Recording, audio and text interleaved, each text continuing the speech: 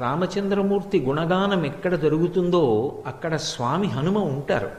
అందుకే శృంగగిరి పీఠాధిపత్యం వహించినటువంటి మహాపురుషులు చంద్రశేఖర భారతీ మహాస్వామి వారు ఎప్పుడైనా సుందరకాండ పారాయణ చేస్తే తప్పకుండా పక్కన ఒక ఆసనం వేసి పారాయణ చేసేవారు. రాముణ్ణి స్తోత్రం చేస్తే, రామనామం చెప్తే, రాముని యొక్క వైభవాన్ని కీర్తిస్తే చాలు హనుమ ప్రసన్నులైపోతారు. రెండు, ఆయనకి వరం. ఎక్కడెక్కడ రామ కథ చెప్పబడుతుందో, ఎక్కడెక్కడ రామనామం చెప్పబడుతుందో అక్కడక్కడ ఆయన అనుగ్రహ ప్రదాత అయి ఉంటారు.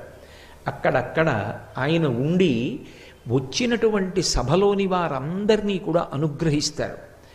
అలాగే స్వామి హనుమ గురించి ఎక్కడ ప్రస్తావన చెయ్యబడుతుందో అక్కడ సీతారాములు ఉంటారు.